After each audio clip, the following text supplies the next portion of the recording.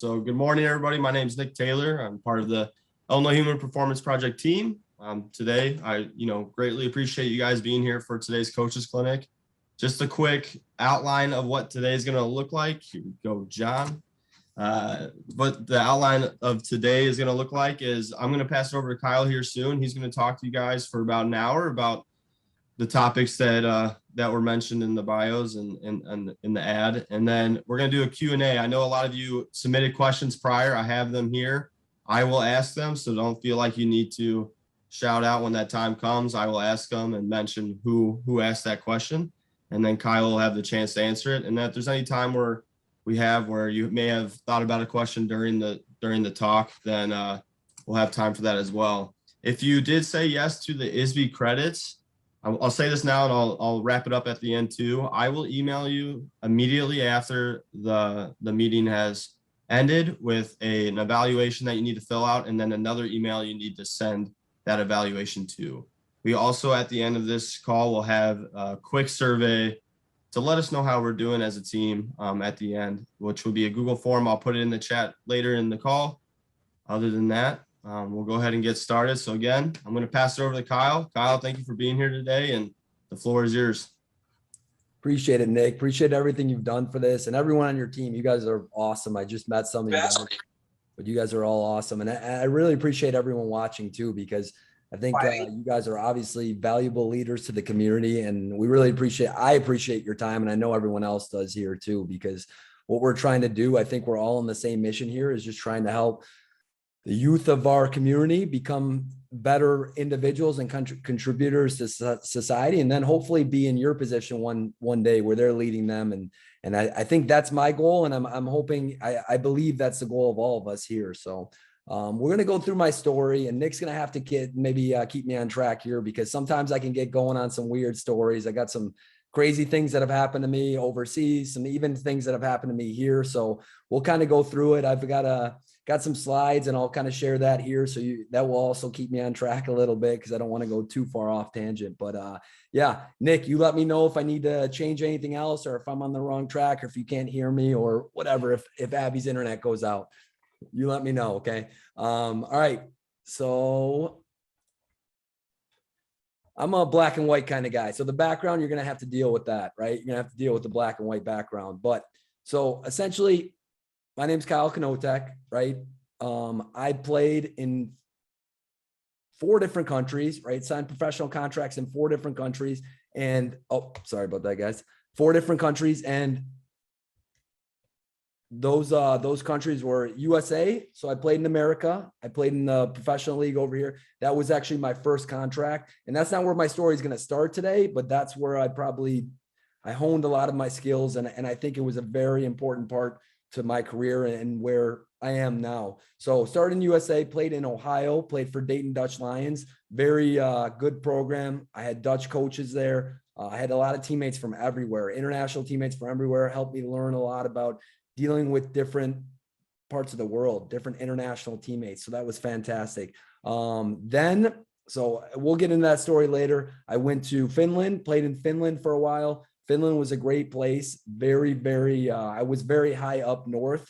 So high up north that there was actually a team close to us called Santa Claus FC. So that gives you a little bit of maybe of a gauge how high we were up north, but got to see the Northern Lights, got to see some cool stuff there. And then I went to Sweden, and Sweden was a fantastic time. I really loved the people there. Probably my favorite place away from the US, my home away from home, if you will. And then Slovakia, I had it there at the very end. Also fantastic place, very different culture. So we'll get into each one of these parts of my career, and we'll kind of talk about what I learned in those parts of career as we go through, what I learned from the coaches there, because I think the best thing that I can provide was that there were so many good little nuggets that I picked from each coach. And sometimes it wasn't good things. Sometimes it was bad things as well. So we'll go through each part of my career, and we'll kind of talk about the individual components of each part and how I developed as a person and a leader. So I think that's something that I'm excited to share with you guys. So we'll kind of go through here. Hopefully my PowerPoint skills aren't that bad, but so Chicago Magic, and you're going to see some highlights from everything on the side, but I'm going to talk a little bit more in depth about everything. So when I was a kid, and sorry, I go backwards. I did pretty much everything an American soccer player could do, I believe, for the most part. Like, okay, I didn't play in every league over here and I didn't play in every league over there, but I did a lot. I checked a lot of the big marks, and I think that's been very important to my growth as an individual and as a leader. So when I played for Chicago Magic, I actually played for a local team first. It was called Campton United. They're in Geneva, St. Charles. I ended up leaving there because a lot of my team split up. It wasn't really my choice. So I wasn't the guy that jumped ship, but I ended up leaving there because a lot of the team split up. I was playing actually a year older, and we had a really good team. And when the team split up, I was actually kind of getting recruited by this club, and they were the number one club in the country at the time. So it seemed like the right choice to make, and it was a good choice. I really enjoyed it. And there I won 5 state championships. So every single one I played, actually. So I won the entire state, and that was great. It were really cool experiences. It got old maybe after the 5th time, but after that, we played in the regional tournament. So that's all the states in the Midwest. So there's 14 states in the Midwest. So we play in that. So all 14, the winners of all the states and a couple wild card teams would play against each other, and then you'd see who was going to go to the nationals. And we won 3 out of those 5. So we won 5 state cups. We made it there in all state cups, and we won 3 out of the 5. So it was a really cool experience to be that successful in the Midwest region. And for everyone to know that we were kind of the team to it was their World Cup, right? Playing against a really good team. So we were ranked top 5 in the country when I was a player, when I was on this team. I made it to the national final 2 times, and we lost to the exact same team. And I tell you what, this was one of the best American teams they've said that were ever around. If any of you guys know about soccer, there was a tournament called Dallas Cup, and there were Brazilian teams, there were Spanish teams, like Manchester United was in it, right? It's an easy name that everyone knows about, and they won over all the youth teams when that tournament. When they did that tournament. So they were a very good American team. And I think at that time, they were one of the best American teams around. So we lost in the national final twice. We lost to them 1-0 one time, and we lost to them in PKs the other time. But that was a great experience for me as a player and a team, and to support my players. I can still remember in those games, and I'm not sure where I had the wherewithal, being a young player, but I remember that the last player missing the last PK that we lost to them. It was the second time we lost to them, and it was our last game before we were all going to go our way to play college. And the guy that missed the PK, he was just dead. He was just devastated. And I just told him, and he's still a good friend of my day. And I feel like this is a big part of it, because we've all kind of split up and we've gone our way. I was like, hey man, we got to play every game we could at a high level, and okay, we didn't win, but it's not the end of the world. And I think he still tells me about that to that day. And those little moments that teammates can have on each other, right? The coach can say something, but we were older. I'm 18, 19 at that point. I know that at that point, my coach is supposed to say something, because I'm smart enough. I have the social and emotional intelligence. I know that he's supposed to say something to console me, or sorry, our coach is supposed to say something to him. But for me to say that to my teammate, I think it meant a lot. And he told me that to this day. And I think that's something we'll talk about later, is that internal leadership that we can create in a team, and how important that is. And I noticed that over my career. I started to really notice how important that is. So on top of that, I was a 3-time regional team member. So that same region, 14 states. Every time I tried for it, I was a state team for 3 times as well. I stopped doing it at a certain point. But I got some cool opportunities there. When I was a player, I got to go to Italy. I got to go to Costa Rica.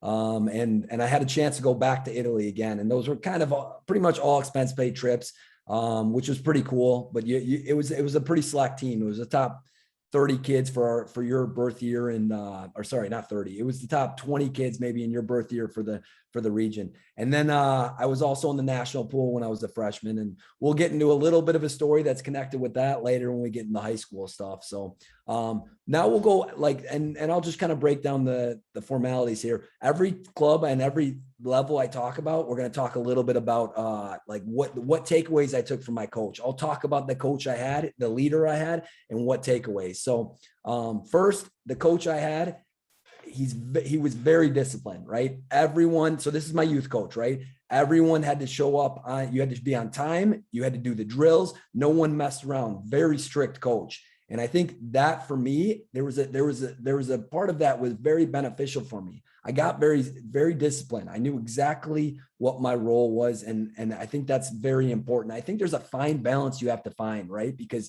you don't want it to feel like, hey, this is, they're 17, 16 years old. This is part of the Navy, right? Or what, they're in the Navy, they're in the Marines. You don't want them to feel like that because they're going out there to have fun.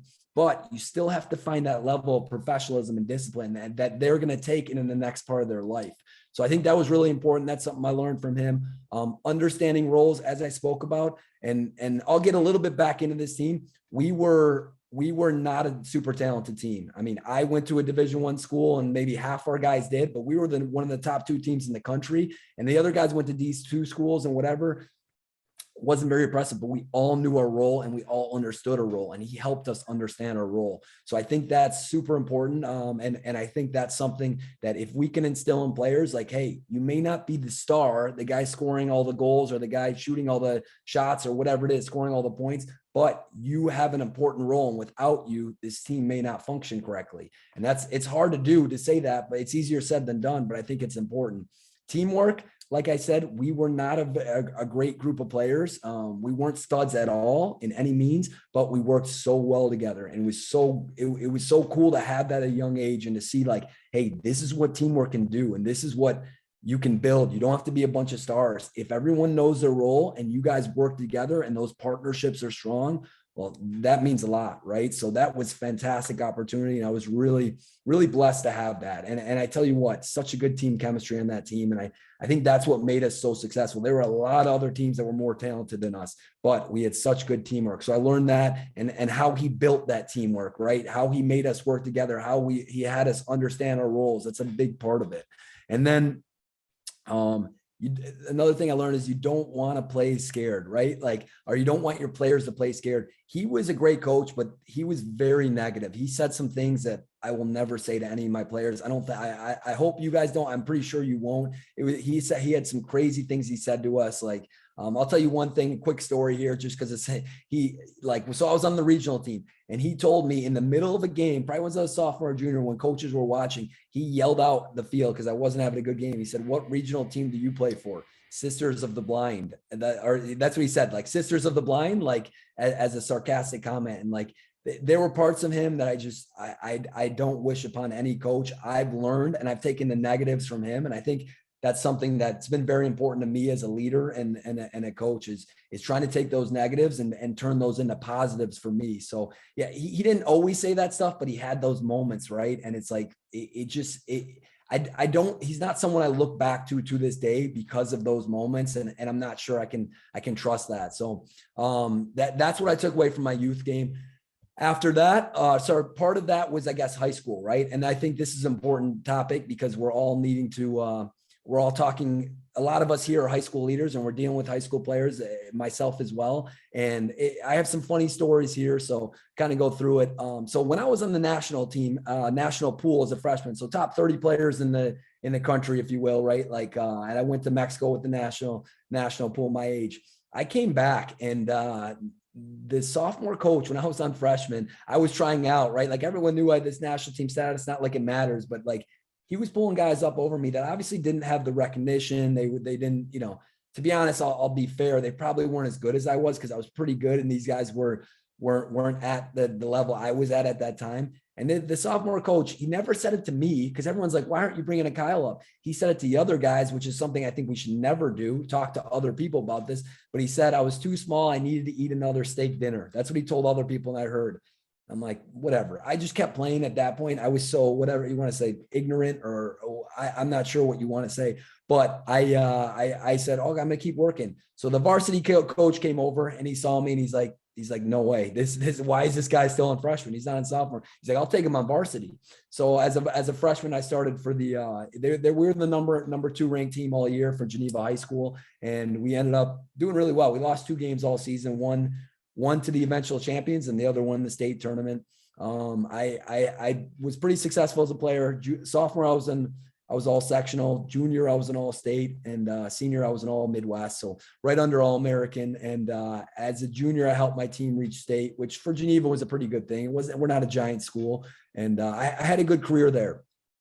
I obviously didn't spend as much that time there as I did at club, but I learned a lot about myself. Those high school years are big. And the things I learned there were, I think our coaches did well, and he did it with me, is like, hey, find what makes players valuable and use that and make the most out of that. You may have your own strategy. We may have our own tactics and things like that, but I think we have to individually look at our team and say, does it fit this formation or this type of offense or whatever it is? And we have to take the strengths of the individuals instead of it, because we have them in such a short period of time in high school, instead of us saying, hey, I have my game plan. Let's go with my game plan. And I'm going to make the players work into that. No, I understand. And I appreciate that a lot of high school leaders, especially when it comes to athletes, or even if it's, a project that you're doing for class or whatever, it's like you have certain strengths. And I think we need to help them work on their weaknesses, but we really need to help them focus or we need to create a game plan that's going to help them utilize their strengths. And I think he did really well with that.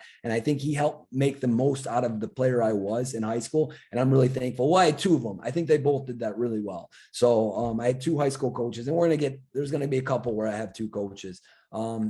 Get buy-in from the leader. So I think he did a good job on this, but I think, I'll say this is when I was closer to being a leader. He did a good job on this, but I think there's times that he could have done a little bit better to really make sure leaders were on the same page, right? Whether it was a meeting he had or an opportunity to speak with us individually and tell us what we're doing. And we'll talk about it a little bit later. So what some of my other coaches at higher levels had done with us that was really successful I call them the sub leaders, whatever you want to call it, like the player leaders, that council. And I think he could have done a little bit better on that. I think he did all right. But I think that it's very important that we include our leaders in the process, because at the end of the day, like I said before, it's different when it comes from us, the coaches, or the if you want to say established leaders and the people everyone knows. And then when it comes from the players. So I think we have to understand that there's a two-way dynamic there, and there's important influence that both have. So I think that was really, really something that I took from that is that, and I didn't maybe see it until I played at some of those higher levels. So supportive coaching. These coaches were super supportive, and I extremely supportive. I was very thankful for that. They would support us through whatever. We had a bad game. They're like, hey, we're here for you. We're going to help you out. We're going to give you whatever you need to kind of make sure you're in the right place. But also, as a high school athlete, it's not just sports, right? You have academics, you have, your social life, and with social media, it's like, that's a whole new like nature these days, right? Like, or a whole new beast is like, I think it messes with their heads and their emotional stability, right? So there's so much going on, and I think it was great to have that. I didn't have the same social media demands when I was in high school because I'm like a grandpa now, but when I did, I think it was really, or when I was there, he was very supportive because I had a lot with my club soccer, and of course I wasn't playing at that time, but just thinking about colleges and things like that. So fantastic coaches. I really appreciate them. I took mostly pros from them, but some cons here or there. And that's, like I said, my whole journey a little bit. So I played at Northern Illinois University. I got a lot of scholarship to go there. So it turned out to be, for me, it was close for my parents. My parents loved to watch me play. And it turned out to be, I think, a really good option for them. Is like, hey, I lived in Geneva. It's 35-minute drive. And the coach told me, he's like, hey, you go in, you're going to have a chance to play early on. This is a picture of me playing against Notre Dame. And as a freshman, that was actually one of the best games of my career. We actually played against the Heisman for soccer. It's called the Herman. So the guy that won like the player of the year that year. And it was maybe my second or third game. And I was able to shut him down. And from then on, it was like, all right, you're a starter, like for not that was guaranteed, but like, hey, cause I was kind of off and on in the lineup. He's like, all right, you're good until, you prove yourself differently. And that was a fantastic game. We tied them, but it's a good win. And Notre Dame's like a top 10 program. So it was a really good tie, and we were away from home. And yeah, I mean, I had a good college career. My freshman year was the best. And I actually might have it here. Freshman year was the best. And I don't know if you can see that, but like that we got from my freshman year. So we were a nationally ranked team for Division I schools. We won our conference championship. We won the regular season, and we won the conference championship, and we made it to the NCAA tournament second round. We lost to Indiana, which is also a very good program. So I had a lot of success there. Most of the success came when I was earlier on, and I had 2 coaches and 2 managers there. And the one that recruited me is the one I connected with a lot better. And I think that's the one that I'm going to speak a little bit more about some of the things he did. And the second one, I didn't have as good of a relationship. He was the assistant. He took over. I actually helped him take over it. Not really, but the AD brought me in personally to sit down because I was a leader of the team, and I was a pretty good academic student. So he sat me down and asked me like, hey, what do you think of this guy? And I think that was pretty cool to do that for an athlete. I think they do that with a lot of program directors and things. But when I was in college, he had sat me down in a big conference room. He's like, hey, what do you think about him taking over the program? So, but that was the second guy that took over. And I did in my senior year tear my ACL. And that's a big thing, right? Like, I think a lot of you guys know the severity of an injury, but for a soccer player, the ACL is a big one, right? Because that's the main ligament between the middle ligament that crosses, and that thing right there can really, I mean, actually, they didn't even know, they couldn't test me because I'm very guarded when people check me on stuff. I can't like relax, right? That's it. And that's something about me. I have trouble relaxing my muscles. So I had like 7 or 8 trainers look at me and they're like, yeah, we don't know. So we don't think it's anything serious, because I wouldn't let them control my leg.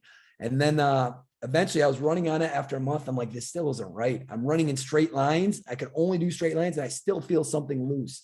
Eventually they went in there, they checked it out, and it was the ACL, partial MCL, and lateral meniscus. So just blew out everything in my knee, really. And a doctor eventually looked at it, the school doctor, and he's like, hey, you know, like, I know I can't even see it, but send him to an MRI. This guy can't relax. Send him to an MRI. And that's the MRI told me. And that actually happened. So PDL is kind of like, it's called USL2 now. It's like a 4th division over here. So it's like a summer league for college players, and some professionals can play in there as well. But the college players aren't getting paid, obviously. And I played there, and I made it to a national championship, that's actually a higher level than college, because you have all the best college players funneled into one program. And I played for Chicago Fire's team. So they were the best back then, players traveling from everywhere, UNC, a bunch of Wake, you know, all the good schools coming. I was just a local guy, man, that jumped on the team. So I played in the national final, and then I had my college season started like 3 days later. I didn't take a break, right? I got back from LA. It was in LA, it was Ventura. But we flew out of LA, Ventura, California, and we lost the national final. Let's not talk about it. A lot of national final losses for me. So don't bring that up later. But yeah, so we played there. I went back. I didn't rest at all before the season started. And I also had an ankle injury, and I had an ankle brace on. I'm very against wearing ankle braces if possible, much more into taping if you can have a trainer look at that, or they can even do it themselves. Because essentially what happens with an ankle brace is there's no give, right? So if anything happens in the ankle, or you take a bad step, the ankle's not going to move, so the knee's going to move. And with my muscles being so tired, I wasn't able to stabilize, tore my first ACL. You know, that was a wrap for that season. I didn't know it till a month later. And I had success on the academic side as well. I mean, I was a 2-time academic All-American. Once my junior year, I was the second team. And then my redshirt senior year, after I redshirted my original senior year, because my ACL, I came back one more year. I was an academic All-American first team. And you know, I take pride in that, because I graduated with a 4.0 in business. And to be honest, I really went to school to study for soccer, but I told myself, and this is maybe because of the youth soccer environment I had with Chicago Magic, just winning and being successful. So whatever I do, I'm going to win. I'm going to be successful, not win, but be successful in, and I'm going to put everything I have into it. So it did distract a little bit from my ability to play as a player, trying to have those two focuses that were so, you know, I put so much time, no social life, really, I'll be honest, very little social life, but something has to give there. And that's something I think that we need to make sure that we understand is like, hey, players have a limited amount of time and limited amount of energy. So I think that was a fantastic opportunity for me to really understand that. And when I look back, I wish I had more of a social life. I wish I maybe didn't try to get the perfect grades or whatever, but it was a goal I set for myself. And it's a goal that I'm happy that I was able to accomplish. And I think it did help me set me up for the rest of my life, knowing that if I put my mind to something, I can get it done. So we'll talk a little bit about my managers there. So this is the one thing I was talking about in high school, I don't think was done enough. And it's a little bit more difficult because you don't maybe see them as enough. The season's about the same time. It's not that much longer. It's a little bit longer. You have a preseason for college, but I'll call it sub leaders, but it's internal leaders, right? Whatever you want to say. We had a leadership council. So what a leadership council essentially was, he would pick one or two guys. And I'm sure some of you all do this too, but I'll just share my experience. He would pick one or two guys from each of the different ages, right? So if you're in high school, freshman, sophomore, junior, varsity. If you don't have any freshmen, okay, it's just, maybe the sophomore, and then maybe it's the juniors and the varsities. But I'm guessing in high school, it's going to be a little bit more predominantly the upperclassmen, right? Because you still have a freshman and sophomore team or JV, whereas in college, you just have, hey, you got the varsity team. There's no, freshman or whatever. So ours was a little different. We had those 4 components to it. But in high school, maybe it's like if you have a lot of sophomores, you add a sophomore in there. But essentially, we would meet every week for an hour, and we'd go over, we'd study things we'd read a book together, right? And we'd have to go over passages from the book, and we'd have to have our notes. We'd have to do worksheets.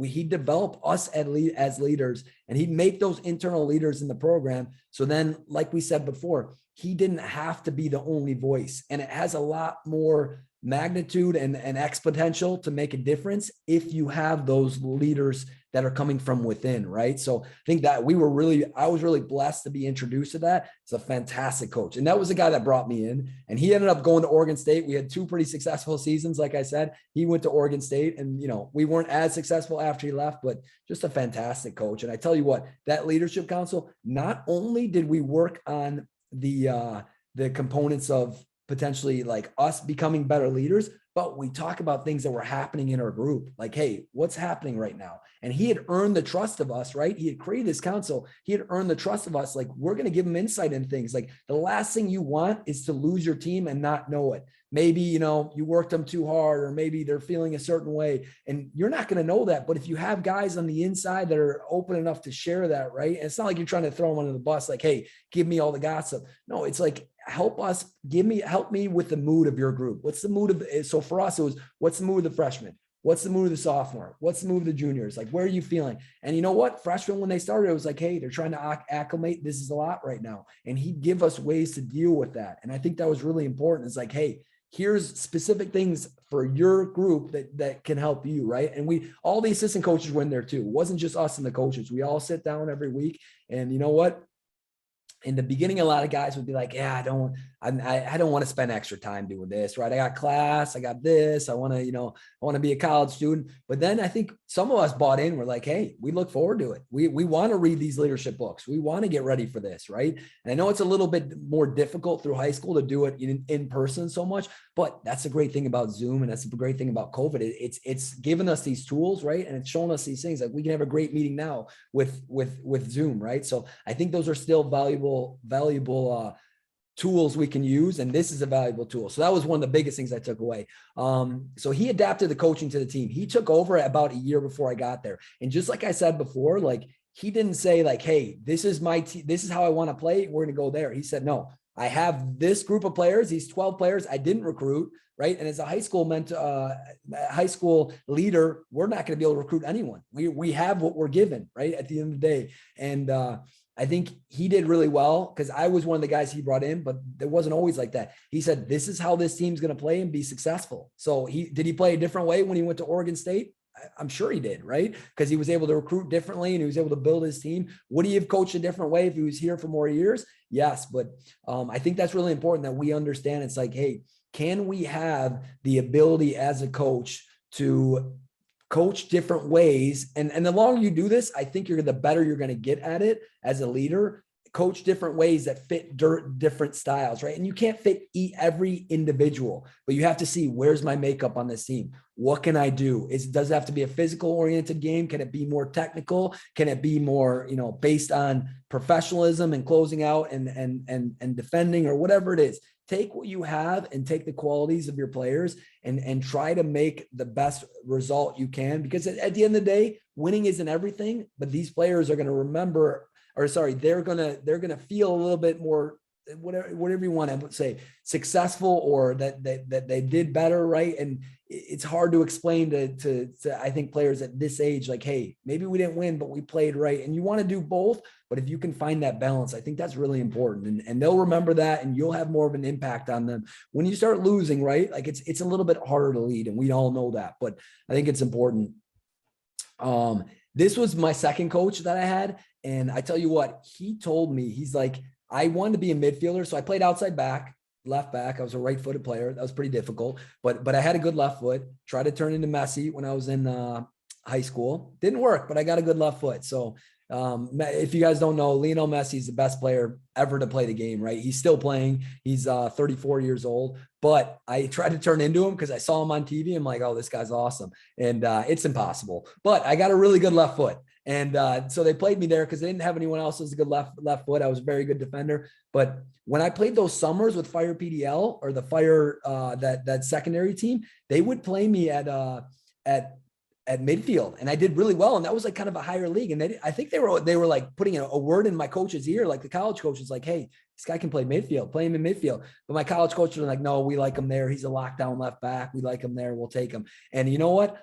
I think that was really tough because I don't know if the first coach would have done it because he didn't see me as a junior and senior, but the second coach that came in, the guy who was assistant, pretty much said, Kyle, you're not good enough, right? So this is a position I ended up playing as a professional, but he said, you're not good enough. He's like, and he made a point to me. I started almost every game in my college career. He said, if you really want to play midfield, you're going to play behind this freshman. It was a Norwegian freshman. He said, fine, you can play midfield, but you're not a starter. So I came in off the bench. And at that point, I didn't have the wherewithal. I didn't understand. I didn't know what I know now. And I was like, put me back on outside back, coach, put me back on outside back. So he made a point, and I don't think it was, I think I definitely was asking maybe a little bit too much, and I should have trusted him a little bit more because at that time, I'm not sure I was good enough. I'll be honest with you. And I've told him to this day, I reached out to him 6 years later, like, hey, I may not have been good enough. I'm sorry for all the, asking I did of you. And I understand what you did. Like, I'm not sure it was the right way to do it, but he had tried to play, but there was, what I was going to say is there was potential for me that he could have been like, instead of like, no, Kyle, you can't play there. He'd be like, hey, Kyle, you need to work on this, this, and this, and then you can play there. If you can do these things, you can play there. But it was just like, you can't play there. Right. So I think that's important, is see the players for what they can be, not what they are. Right. And it doesn't mean you have to change everyone's position, but just understand that every player can grow. And we have to believe in that. And that's a big part of my business. And we'll get into that later now, is believing in the growth of players and understanding how they can grow. So those are the big takeaways I took from my college coaches. Fantastic coaches. I love both of them. The guy that took me in was a great mentor. The guy that created the Leadership Council. All right. So Japan, I'm not going to have as much here because I was only there for a month and got some crazy stories about that, but we're not going to get into much of them lately. But it was my first pro opportunity. I had a chance back home. I got seen by a Japanese GM, and none of the U.S. coaches wanted anything to do with me. I was too small, I think. Maybe I needed to eat another steak dinner still. I'm not sure it was. But I went over there. I said, I got an opportunity. I didn't really know what it was. I went over there. The Japan League, you may not know so much, but it's a fantastic league. Like, this could have been one of the best opportunities I had in my whole career, not just in the beginning.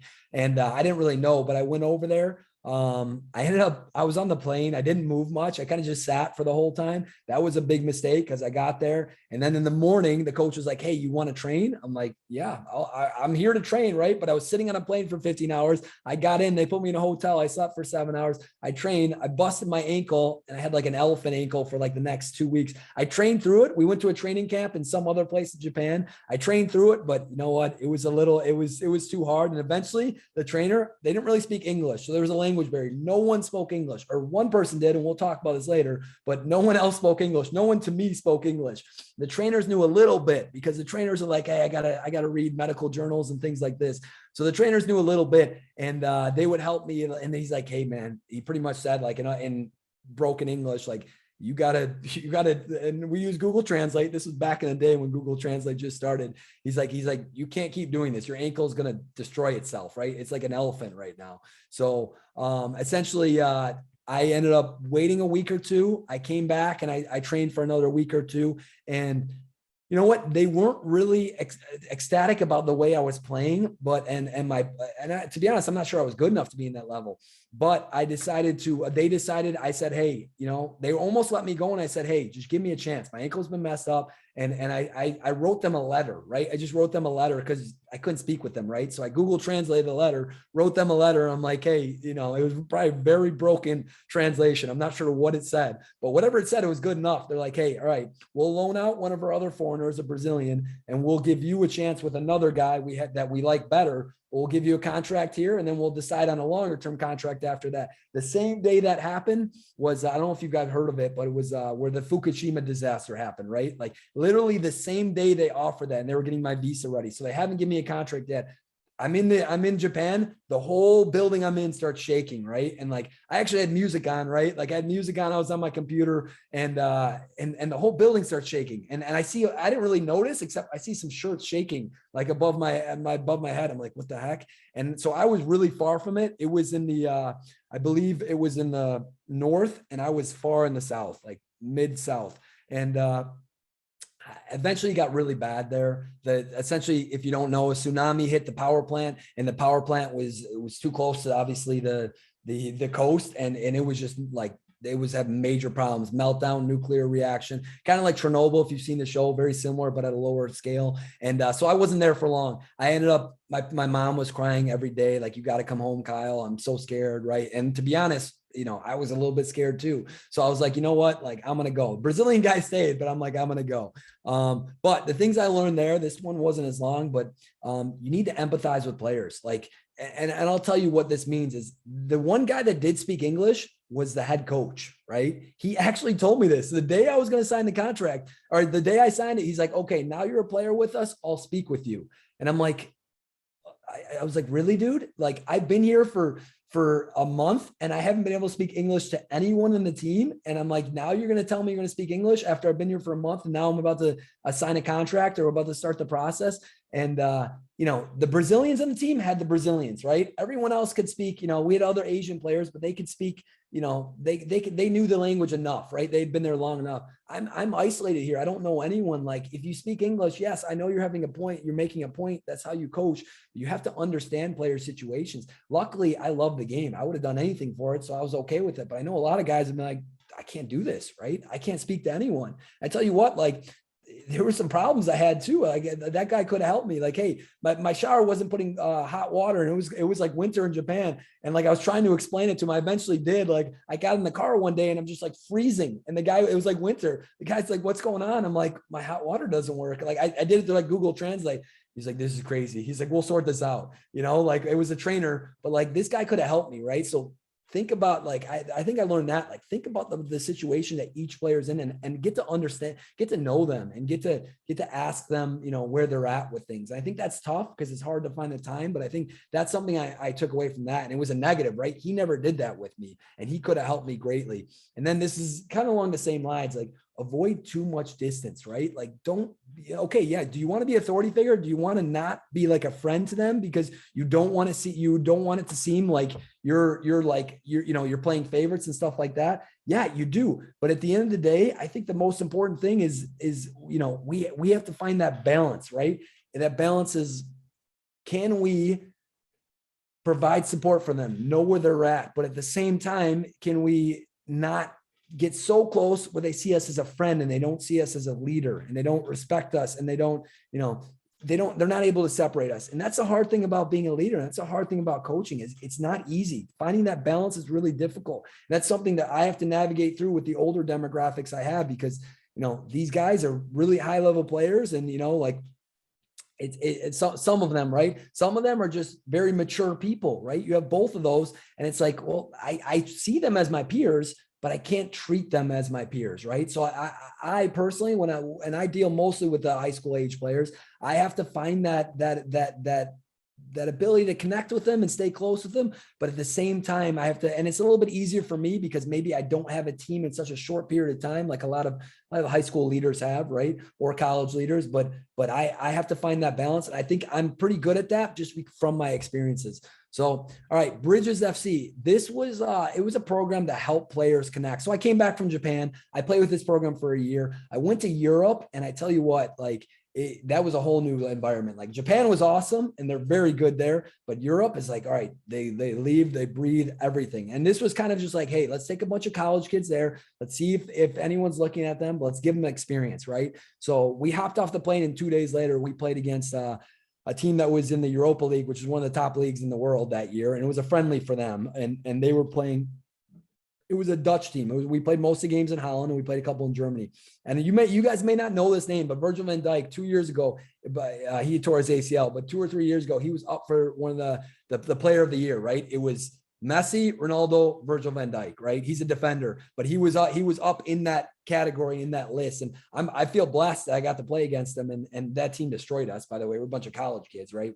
They destroyed us. Every time we touched the ball, they pretty much scored. So we're like, all right, we're going to stop touching the ball. We're just going to watch them play and make sure we don't, because they were very good at counterattacking. And we didn't really say that, but at the end of the day, we also jumped off a plane 2 days later, and none of us were pros at that time. It was early on, but it was a great experience. We got to see the next level, got to see a bunch of top Dutch teams, and played some German teams over there. So those are two of the best countries in Europe too. Really cool experience. That mentor there. So in the winter, I always came back to this mentor. His name's Brett Hall. Some of you have probably heard of him, that you may have. He coaches in Palatine. He coaches with the soccer program, but he also takes guys to Europe. This guy, if you can meet him, it's an honor. He's one of my greatest mentors. And he's one of the guys that I'm always being in contact with every month or so. And I think that's important.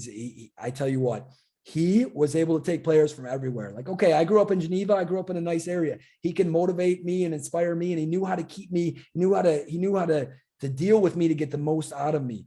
But they had other guys that came from, rough parts of Chicago or whatever. And he was able to find ways to connect with them as well, which I think is awesome. Is like, because we have different backgrounds, and not saying that certain things won't work for both of us, but he knows like, hey, this guy, may not have had a silver spoon like Kyle or some of these other guys, whatever you want to say. And they're a little bit more grinders. So I don't need to I need to discipline them a little bit more. But I need to give them also, at the same time, I need to understand where they're coming from and the background they have, right? So, some of those guys were pretty disciplined, but some of them were very good players, but they were kind of, they didn't grow up in the same environment we did, and they didn't have that structure. And I think that was really important that he was able to do that. And I think at a high school level and the level we're talking about for this, for you leaders, it's not going to be from everywhere like ours was, but it's going to be like, hey, players have different backgrounds, even in the same area. And there may be smaller differences, but can you lead and can you understand those different personalities and how to get the most out of them? And I think that's really important. And I tell you what, this guy is one of the greatest mentors I've ever had. So he's not technically a professional coach. Well, he was, but I didn't play for a professional team under him. So that was a big part. That's something I learned. And that's something right now that I'm having a lot of success with. Inspiring players. He was the best at it, right? Like this guy, it goes along with the last thing, but he can inspire us. His stories were fantastic. He was so passionate about what he did. And he was a servant leader as well. Everyone knew it's like, this guy will give his everything to it. And it's a cool guy. I'm not going to go deep into it, but like, if he wears stuff, he lives simply so others can simply live. Like he has holes in his sweatshirts and stuff. And this guy's such a successful coach and stuff. And people give him new clothes. And he's like, he gives them to charity. He's like, I don't need them. I have this, right? I'll wear a shirt under my sweatshirt or something. Just a fantastic guy. And I tell you what, still to this day, I idolize what I'm doing is because I idolize him. And I'm no way I'm ever going to be like him, but I want to be able to inspire players and do things he did. So if you ever have a chance, like it's going to be hard. You may have to, go around Palatine. He's not the best on the phone. He's an old school guy, but like Brett Hall, just fantastic mentor for all the professional players, youth players. He actually does more youth stuff now, but professional players as well. Earning players buy-in, right? This guy, it goes along with all that, but he earned it with everything he did, the way he represented himself. I think that's really important. It's like, hey, we can't just expect them to buy in because we're coaches. And maybe some of them will, but maybe some of the tougher cookies, like, hey, when I was in high school, I was a national pool player, right? Like this stuff. I'm like, you know what? This isn't the same level. You have to earn their buy-in, right? And I think that's difficult. You have to find the ways to do that with different players. And it doesn't always have to be in the soccer side. I think if you connect with these players and you try to empathize with their situation, you can earn their buy-in. Be like, hey, Kyle, and my coach this a little bit, like, hey, Kyle, I know you're, this is a different level than you're playing now, but can you work with us to help this team be successful? So turning me into a sub leader, right? Or an internal leader and giving me that responsibility, even from an early age. So he did that fantastic. He was the best at that. This guy from the Bridges program, Brett Hall. And then managing expectations, right? So we're all looking for pro opportunities. And I think in high school, a lot of the players are looking for someone to play in high school, someone to play in college, but helping them be realistic with their expectations. I think that's really important because at the end of the day, like you don't want a player, you don't want to be like, yeah, you're going to be a D1 player to everyone, right? Because at the end of the day, they may not be. And when they start to see that as they get older, they may lose a little bit trust in the process and potentially in you if you're telling them things that you don't believe in, right? So do we want to be supportive to our players? Yes. But can we do it in a way that manages their expectations? That's what I found out from the best leaders I have, that he was realistic. Like, hey, Kyle, I think you're going to fit here. He said, you're going to be a midfielder. You're not going to be an outside back, which I kind of had an idea. He's like, you're going to be this type of player, right? You're not going to be the star. You're not going to be the Neymar, the Messi, the star on the team. You're going to be the guy that puts in the work, that's professional, that's disciplined, and gets it done. If you do that, you'll be a successful player, right? And I think it was good. There were times when he definitely pushed me away from trying to be more of a star. But I do also, that's the one thing I guess the negative thing I could take is like, I don't think he saw me change as a player. And I think that we'll talk about this later too, is I think you have to understand that we all have to understand that our players can change. Not every player does, but I changed a lot as a player. Everyone else saw it. He kind of, and this is what I've seen in from a lot of leaders and coaches. They put players and people in boxes, right? Like individuals and say, hey, you're this type of person. And we all know the studies out there on this stuff. There's studies that on school and teachers that they'll tell certain students that they got this score in the test and they're this aptitude when it's really a controlled study, right? The scores don't mean anything. They're just kind of using it for a study the facility the experiment will tell the teachers these students got these scores, right? So their aptitudes here. And essentially they'll treat these players or these students differently than the other students, right? In the class. And I think that's something we can never do is like, hey, we're going to treat you this way because we see you as this way. We have to understand. I think we have to understand that it's really tough because our brains make shortcuts to make our lives easier. There's too much going on with all the distractions we have. But as a coach, as a leader, we can't put people in boxes. And he did that a little bit with me. He's like, Kyle, I told you, you're this type of player. Stop trying to change. Stop trying to do that. I didn't listen to him, even though he's one of my greatest mentors, because I was ignorant, right? I wanted to be Messi when I was 16. That gives enough for you, right? But at the end of the day, I everything I took for the most part was good from him. And then seeing the best in players, or people, whatever it is. And this is something I try to do in my life is like, find the best in people. I think if you find the best in them, well, then we can work on the weaknesses, but you bring out the best and sandwich everything, right? As a coach, I always sandwich things like, that was a great run, right? You were out of position, but you understood that. I had a player that didn't want to train on weekends. He said, I want to play in college, but they're my rest days. And I called him on the phone and we had a conversation and he's 19. So he's out of high school and he wants to play in college. He had a gap year. And he said, I don't train on weekends. Well, I was like, it's great. You have your routine. That's fantastic. But at the end of the day, like what's going to happen when you go, like, it's great. You have a routine, you're professional. When are you going to play college games? He's like, on the weekend. So I'm like, all right, you can't rest on the weekend anymore. And we went into a little bit more, but it's like, take the best. I started that conversation off like, dude, what are you doing? You're going to have to play college games on the weekend. How are you not training on the weekends? You only want to train on the weekdays. I don't have any time during the weekdays. I was like, no, fantastic. You have a professional routine. That's great. Let's build off that, right? Let's see if I was like, as a professional, I was in Sweden. I had to move to Slovakia. What do you think happened? My routine got thrown out the window. Multiple windows, right? Like, so that was tough. And these are the things that like see the best in players and use those best to not only make your structure your team, but also to help get them to do what you need, because everyone wants to know that they're valued before you criticize them, right? So it's a simple thing, but that sandwich technique, no matter what's going on, I think if you can add some positive criticism and then you go to something that's like, hey, can we tweak this, but not in a really negative way, and then go back to something, but like, hey, we still need you to keep this, right? Still need to keep your work ethic. You maybe ran in the wrong place, but good work ethic, good energy. We need you to understand a little bit more like, hey, this guy's here, so maybe I need to run there, give him the tactical point. And if you do that, it won't be so detrimental to the team. And then on top of that, we have the ability, but your work ethic's great. We love that mentality. So he was fantastic. Dayton Dutch Lions, this is my first pro contract in the US. This was so I came home from the European trip. I went here. This is a really cool opportunity. The team struggled in the league that year. They rebuilt the whole team. I got signed there. It was a Dutch coach, very young guy, right? He just finished playing professionally in Holland, and this was his first coaching job.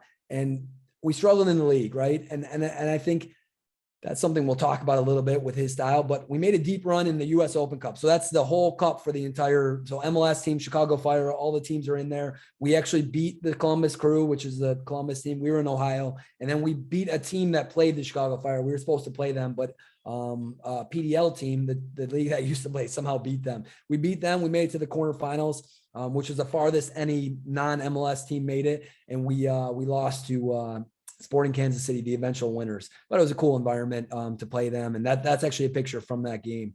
Getting into that though, I tore my second ACL my second year, right? So it was a different coach that year. I didn't have him as much, but we'll go into this one a little bit. That was tough too, right? Because that was the other ACL. I have no ACLs left, right? So you're not going to find any intact ACLs on me. There is some Kevlar on one of my knees though. So if I do get shot, I just got to block myself with a knee because there's Kevlar in there to stitch stuff up. But connecting with players, this coach, he was good at that because he was young. He just played.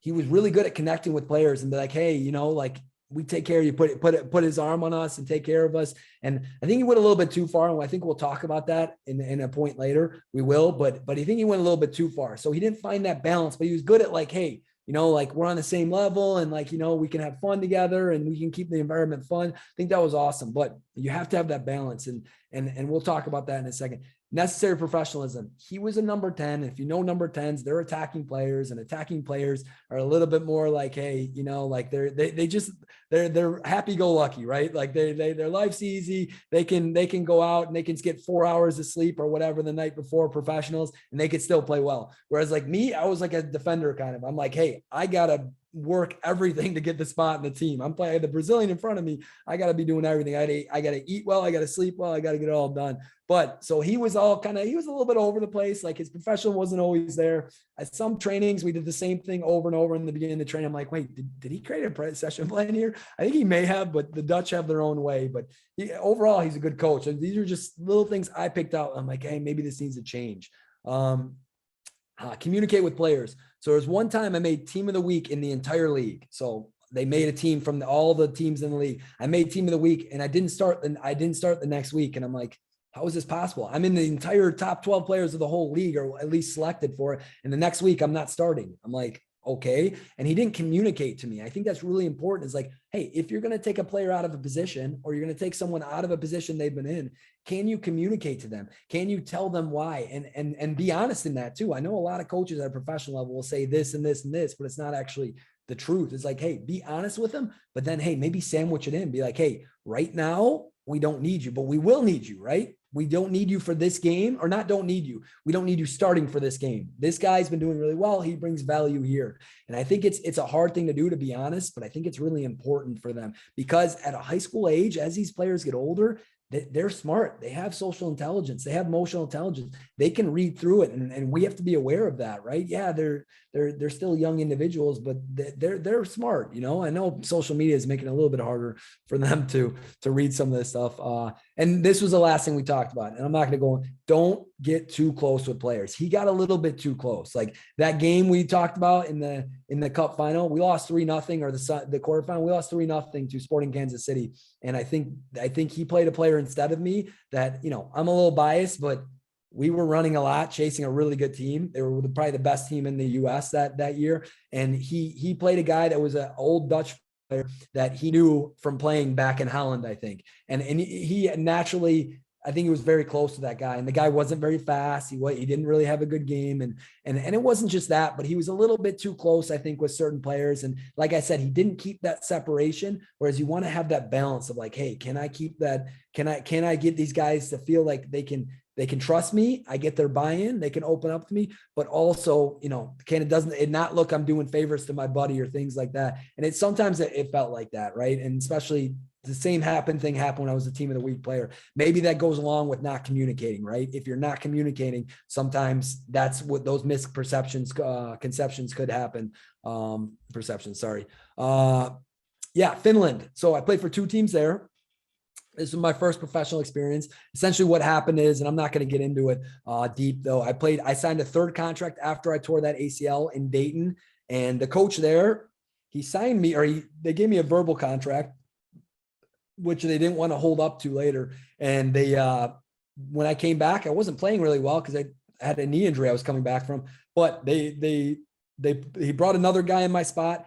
I didn't even know until halfway through the season that we had 27 guys on a roster, and I was a 28th guy because my contract was contingent on me getting through preseason healthy. I was the 28th guy to sign, and I'm not sure they knew this either, but there's no way I can play unless they cut someone completely from the other team. So they bought out the rest of their contract. So I didn't know this, and eventually I found it. I'm like, hey, I got to go. So I went over to Europe with that same coach before, that Brett Hall, that Bridges. I asked him like, hey, I can't even play here unless someone gets cut or hurt. And that's when I went over to Finland after the second ACL injury. And that was my first European contract. I went over there, and the first guy I had was an English manager. He had won the FA Cup with England, which is a big, it's a big thing in England, right? So they're one of their biggest tournaments for the Premier League. He had a good playing resume, but as a coach, he maybe didn't have the best coaching resume at that point, but he was building it, right? So he was an English coach over there. We helped that team promote. He had told my agent and myself certain things like, hey, you're going to play, Kyle. I'm not going to sign you if you don't play. But he was really signing me till next year. And that didn't sit well for me. At least that's what my agent and I thought, because when I got in, I didn't play. Their team was winning every game, right? And they had the maximum foreigners you can have. In Europe, you can only have so many foreigners in each league. And I was another guy. So we had too many foreigners to start the game, but I didn't play much. And then I went the second season, the team promoted. I didn't stay there. I wasn't happy. Second season, I played for a team called Kraft. It was a smaller place in Finland, but like so many people went to the games. They loved it. Everyone knew me right when I got there. Like they all knew me. I was on the news in the area, and I was like it was a smaller place. Everyone's like, they knew the American walking through the town. So it was a different experience. I was the only foreigner on that team, a bunch of Finnish guys, right? Like good Finnish players. I was the only foreigner on that team. So that was a new experience for me, because in Japan was similar, but I didn't sign as long. So that was a crazy story there. We don't have to get into it long. I don't want to go too long here, but our team avoided relegation, which is going down in the league below. And this was big for this team in like the last 7 minutes, like 20 minutes of a game. And I remember the player that did it didn't start that game. And this was our leading goal scorer. And the coach, I don't think the coach had managed him well, because that guy was about to quit before the game started. He's like, I'm the leading goal scorer in like the program's history, and I'm not starting. Like, what is this? And he was a little bit older. He was a Croatian guy. And I remember talking to him. I'd be like, Mario, like his name was Mario. I said, we need you, man. Like, and I almost feel like I did the coach's job. And I don't even think I was really sub leader, because I was the only foreigner. I was kind of isolated on this team, but this guy was also another foreigner. He lived in Finland though. So I was the only foreigner that was brought in, and they brought into the town. So he lived in Finland. They brought him in years before. But I told him, like, Mario, without you, we're in trouble. And I talked him off the cliff, and that guy came in the game. He ended up getting a goal. So we were down 2 goals, and we needed this for the team to stay up. And relegation's a big deal. Like going down to the league before, it's hard to get back up. He got a goal 20 minutes before the game ended, and then they got the last goal in like injury time. I've been on 2 teams that have gone up to a higher league, and I think that was the most excited I've ever seen, is that town to stay in their league. These guys were partying so hard that night. They were on cloud 9. I was actually injured that game, but I think me having that conversation with that player changed it, because I don't think that coach managed the player well. He was about to quit. He told me that. Like, I lived close to him, so I had a conversation with him. Honesty and transparency. That was the English coach, right? And I told you that story already. He should have told my agent and myself, like, hey, we see him for next season. We're signing him, but we want to give him, they gave me an option for the next season on my contract. I wish you would have told me that, because although it was a good team and we went up to the league and we won every game, and I did play when I was there, but not as much as I thought I was going to. I didn't trust him really, right? Because he wasn't honest with us in the beginning. And I think that's important for us as leaders, is we have to have that integrity and with what we say. So necessity of team bonding. He kept a very happy locker room. I think that's super important, right? And we were professionals, so we could do this a little bit, but like it was a funny thing he did. Like everyone got fined. He would fine people for everything, right? Like, and the fine money didn't go to the team didn't need it, but it went to the party at the end of the year. So like we're all like, all right, you get fined, like you're gonna have an extra drink at the end of the year, right? Like it's not the worst thing in the world, but it was crazy, man. Because if the fine for the he would look at the board like, all right, where's the fines at? It's like, there's not enough fines. He'd get a tennis ball. He'd start throwing the tennis ball to people. If you didn't catch the tennis ball, you got a fine. It was a small fine, but it's like everyone had to catch a tennis ball, and like he had things like that. Like one time these guys were singing in the shower and he heard about it. Someone told him about it. He's like, well, that's a big fine, right? That's a giant fine, right? Like they were fine, but we all had a good time. Like I wasn't playing, but I enjoyed the atmosphere there. And also this was funny. If you didn't have a fine at the end of the month, there was a fine for not having a fine. And that fine was smaller than the fine for not catching the tennis ball. So if it was like October 30th, you're like, all right, throw me the tennis ball, right? So I can not catch it and I get a less of a fine. But he kept a happy locker room. And you can't do that in high school. You can't find players because they're not getting paid. But can you find a way that's like, we have and I haven't really thought of this, to be honest, but I'm just kind of spitballing here. It's like during your fitness, right? And you have a way that, I don't know, you guys are going to have to come up with this. You guys are, I think, really good thinkers. Your questions are fantastic. I know you guys are very, smart and intellectual people. You guys think of this, but think of ways to make it fun for the players. I think that's really important. So that's important to keeping a happy locker room. So me and there's another foreigner guy, a Canadian guy. We weren't playing, but we were happy, right? Because as happy as we could be, right? Because he kept a happy locker room. That's the second one. Sorry. I don't know. I must have duplicated that one, but that's how important it was, I guess. But yeah, so I think those are the important things. The last one was the other coach I had in Finland. And it was probably more of him earning the buy-in of the players. I don't think he earned the buy-in, right? And kind of going back to that last point, he didn't earn the buy-in as in like, he felt like almost that he was taking advice sometimes from other players. It was kind of gossipy in that small town. So I think that's really important that we understand is like, hey, we got to separate ourselves and we got to make sure that we're doing what's best for the team and what's best for the players. And not, it doesn't look like it's even, if we are close with the sub leaders, we have to make other players understand that it's not, or the internal leaders, it's not like, hey, you're playing no matter what. It's like you're going to help us. And maybe you need to say that to the team or to your group early on. It's like, we've chosen these players for our council to help us out, but they're not guaranteed anything. They don't get any special treatment. And I think that's how it felt. Some of the older players on that team and some of the local guys or Finnish guys from that team.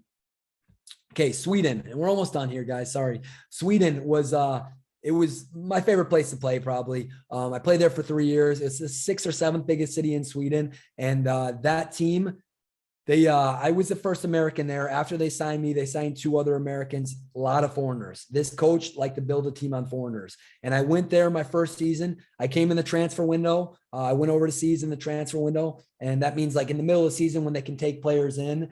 And I signed there. The team was in second in the league and the top team went up. The second team got a playoff to go up. We made it to the playoffs the first year. We didn't end up making up, which was tough. Being there and working so hard and being, getting to play against another team and having so much ride on those final games. That's what a playoff is overseas. It's like, it's not like you play off, like a playoff to the championship. It's like you play against another team to see who goes up. A lot of times, maybe it's a team from another league that's in the same level you're at, or maybe it's from a team that's above you. And then the bottom team from above you, one of the bottom teams, you play them and like the winner gets to be in the top league. So it's a big deal. We didn't end up winning that first year. I came back the second year. I really liked the coach. I re-signed with them. I didn't plan on it, but I re-signed with that team. We were successful. We ended up winning the league. I was voted the midfielder of the year. I was a finalist for the midfielder of the year in the league for that league in Sweden. And I actually didn't play every game. I had some immigration problems that the club had done something wrong. So I had to go home probably. I only played 2/3 of the season, but I was still nominated for that, which was pretty cool and very successful season. We won almost everything. We lost 1 game in that league and helped the team promote to the league up. They were super happy, never been there before. So helped them to their highest place in history. Takeaways, new player integration. He did really good at this. You're going to have freshmen come in, you're going to have juniors come in, whatever it is that are new to the team.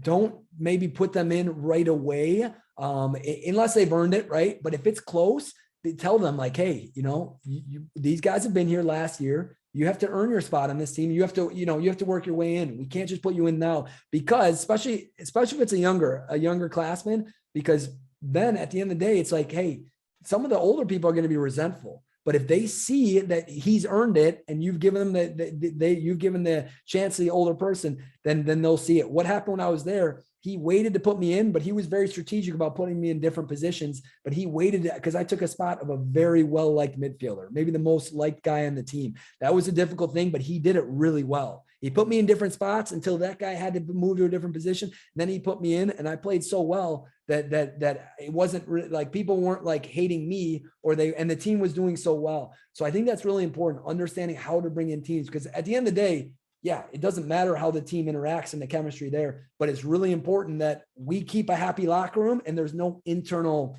cancers, if you will, right? Like in the team that are breaking the team down, or this click and that click. So that was great. He did that. Open door policy. This guy would be like, hey, you can walk into my office whenever you want and talk to me, as long as I'm not in there with someone else. That was fantastic. I never had that. The guy would go till 11 o'clock at midnight. There were times I talked to him till 11 o'clock probably, or later, close to 12. He's like, hey, I'll do whatever I can. Servant leader for his players. I'll give whatever time I have. And I know we're all limited on time, but that was cool for me to see. Really cool. I was really blessed to have him as a manager and to experience that. Focus on the details, right? He was very detail focused. The day before a game, we had so much, we set pieces. So corner kicks and things like this, we would spend 2 hours sometimes that practice, and an hour and a half would be set pieces. But we were like the strategy, we had all these things in the locker room for every single possible scenario. Like sometimes it was a little bit overload, but it was good. Like, hey, we knew how invested he was, and we knew we had to focus on the details as a team and as a player. And importance of identifying mutinies, right? And that's what I talked about before. He was really good at seeing players that were like, they weren't happy. So addressing them, talk to them, and talking to other guys in the team and being like, hey, like, we know this guy's unhappy. Why is he unhappy? Kind of what's going on here? Because if you let those things spread, that's when they're going to come detrimental to your team and everything. So he was really good at identifying them, and not just going to the guy and be like, hey, you're off the team, but talking to him and then talking to the other players and being like, hey, because he may not tell me the honest thing, like from the leadership council, like, how is he actually feeling? And not telling him to throw him under the bus, but using the resources we have. So I think he was really good at that. Last one, I got pulled over to Slovakia at the end after Sweden, and that was crazy. It happened transfer deadline day. I got it done 11:59 of the transfer day. It was a long story. I had to, walk into that guy's office really late. It all came really late, the opportunity, but that's kind of how it happens sometimes. It was a Brazilian-owned team, so it's called Fluminense. Their team is called Fluminense. It's a top league team in Brazil, and so they own the team, and their idea was to bring players to Europe and help those players, sell those players, make money, and get them exposure. The team was in the bottom of the league when I got there. They had only Slovakians and Brazilians. So once again, I was the only foreigner, and the language barrier in Sweden, everyone really speaks English for the most part. Slovakia, a lot of those guys didn't speak English, and the Brazilians, not really either. I had a little bit of Spanish, but Spanish isn't Portuguese. You'll learn that pretty fast. Good guys, though. Brazilians are good guys. But we helped them avoid relegation, and it was mostly due to the first manager. The first manager we had was he helped me understand what it means to be a player coach. It wasn't so much about me and the tactics. It was about the players. How can I make them happy, successful, and how could I make them understand their role? So at the highest level, Pep Guardiola, maybe the best coach in the world for soccer, if you've heard of him, I think he's a really good player coach. His tactics are good, but that's not what makes him the best. It's that he manages his players the best. And it's easier at a pro level because they're a little bit older. But I think that's when I started to understand the importance of being a player coach and how important that is. So that was really cool for me to see that. And by the way, this guy won the Olympic gold with the Brazilian national team this last Olympics. So he was an assistant for them, not the head coach, but he was young when I had him, and it's a couple of years later, he got that opportunity. So he was fantastic. Tactics aren't everything, goes along with the last point there. Partnerships versus players, right? It's not always the best players that need to play. And if you're building a team, it's not always the best like aptitude or people that do the best.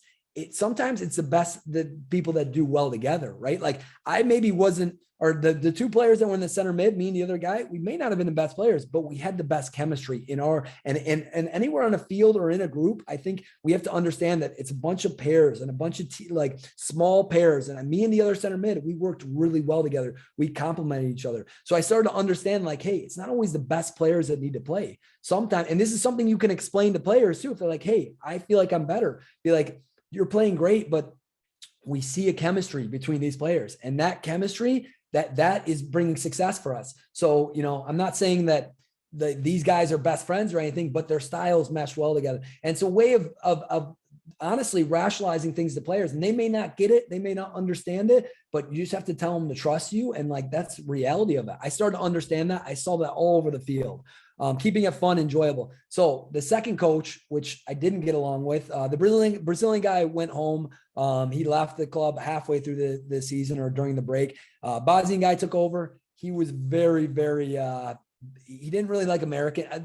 Honestly, this is my opinion. He didn't like me since I got there. America, we have a stigma in Europe. Hey, we call it soccer. We don't call it football. But the good things he did was super enjoyable trainings. And he started off every training keeping it enjoyable. And we'll talk about this a little bit later in the questions, but it was fun. We did fun things in the beginning, things like, you think 9-year-olds did, but we start off the practice and everyone's in that good mood. Like if you can start off the practice and you're whatever with your warm up, it wasn't just like, hey, here's the open up the gate. Here's the dynamic stuff. It was fun stuff. Like here's this game of tag. Here's this game of this, right? Like here, and I can't remember them all, but they're all fun stuff. We were laughing. It's like, all right, the rest of practice builds off that warm-up. So I think the warm-up's really important. I took that from him. He had a high level. I think he lost the locker room. And that's when I understood, like, hey, you need to keep a happy locker room. And that English coach was so good at that. He lost it because the team started to struggle. He wasn't managing players correctly. And that's when I understand, like, hey, the team started struggling. We had a better team than we had with the Brazilian guy, if you ask me, on paper,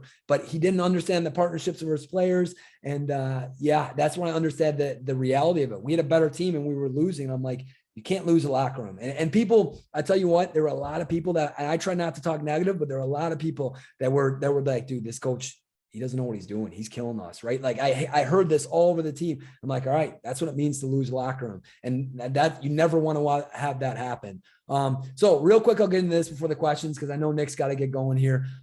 True player and true pro development. This is what we do now. And to be honest, between the player and the pro, it's kind of an age separation. Over 14, we call them true pro, unless for whatever reason they're not showing us professionalism. And then we just tell them, like, hey, you're maybe not here yet. We have certain tools and we ask certain things, but what we're trying to do here is work smart to create a growth mindset, right? That growth mindset is what we base our program on. Like, if I put my mind to it, I can do anything, opposed to a fixed mindset. If you've never heard of it, I highly recommend Carol Dweck's video on TED Talk. And she's also got a book called I believe it's called Mindset.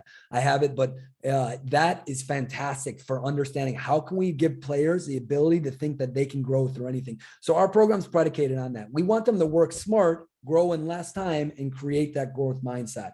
I think that's something that we really try to do. And I think it's something you can instill in every athlete, and you can do that verbally with how you talk to them. I mean, you can tell them, you can give them a self-fulfilling prophecy. You can be like, hey, the first session, whether you really like truly saw 100% of it, be like, hey, but point out the times they did grow. You learned this, you did this so well. I said, I always say to my kids in my first session, or if they're having problems or whatever, I say, you have the ability. I've seen it. Now I just need you to see you put in the work, because I know you can do it. You have that growth mindset. Look how fast you learn. We can instill that in our players.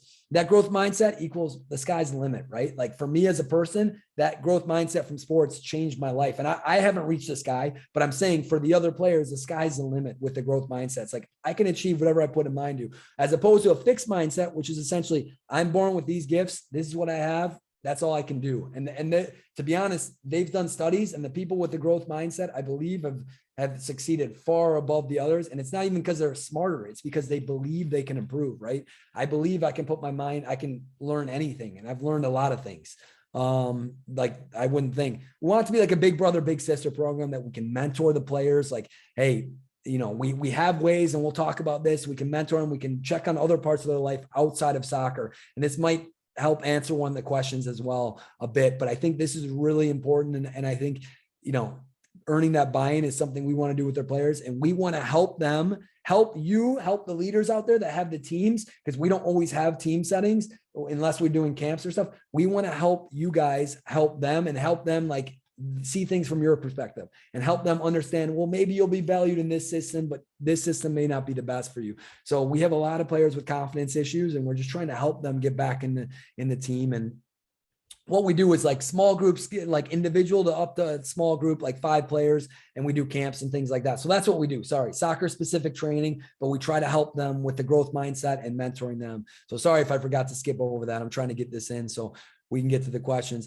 Fall in love with the game. We want them to fall in love with the game, because if they fall in love with the game, no matter how they're performing, they'll still have that passion to get better, to grow, right? So it's something we do with the people we are, and less with the drills. We don't play soccer, tennis. We don't do things that are fun. We do things like, hey, these are functional drills, but we have fun with who we are, right? Like, I think that's really important. Your energy, they'll respond to that. They'll see you as a mentor. I guarantee everyone on this call that you'll have a player later in their life that will remember you. Hey, coach here, coach this, coach Mark, coach whatever. They'll remember, they'll remember you, and they'll be like, you want them to think of you as a guy that just had so much positive energy, gave his everything, cared so much about his players. And we want them to have that experience so they can be it later. And then teach them life skills. We'll talk about that. It's like, hey, self-development, time management, discipline, all these things we can teach them through sports is really important, that professionalism. So some of the tools we use here, we'll call it true tools, pro work. And I will try to share this here. We'll see how smooth this goes, but I'm going to try to overlap this screen. And Nick, give me the thumbs up if this is working here. All right. Is that right? You see it? All right. So essentially what we do here, this is we'll go to the pro work first. This is a form we made on our website. I know you don't all have websites, but this is an explanation of it. But essentially the form is they fill out all this stuff. They fill out their name, date, blah, blah, blah, like and they also put their parents' email in there because we want their parents to get the emails as well. And what essentially they put in, we give them skills every time. We call it homework. And I think you can do this on a team level too, as well. Like each player for the season, give them certain things they need to do. And then we ask them to type in what they need to do, right? These are just examples, right? How many days did you train this skill? And they can, I know they're training with you, but maybe they can do 3 or 4 days during the week. How many average on day per that day? How much did you do of the skill? And kind of like reps and sets. And how many times did you use the skill in the game? Because that's really important for what we do, them not just doing it. And then, so there's three of those. We ask our players to turn this in every week. We also ask them schoolwork. We don't ask them what their grades were. We initially did that. We're like, that doesn't fit with our concept. Excuse me. What effort are you guys putting in? So as much as I could do better. I can, I should have focused more. Those are kind of the 4 categories we have there. And then it's like, okay, what can I do to improve less, right? Improve more. What can I do to improve more for next week? Maybe sleep more. Watch less TV. I've got less Instagram or whatever. It's things like that. And last thing we ask there is we call it hero work. So actions they took to make a difference in the world. And it could be as little as like, hey, a lot of people, I helped my friend in practice. He didn't understand the drill, right? I gave my buddy lunch money. He didn't have lunch money. I mean, it's awesome. We love to see this, but they're starting to understand the value of doing something important and the little things and how they add up. And I tell you what, when they consciously start to think about these things, they'll start to grow as people.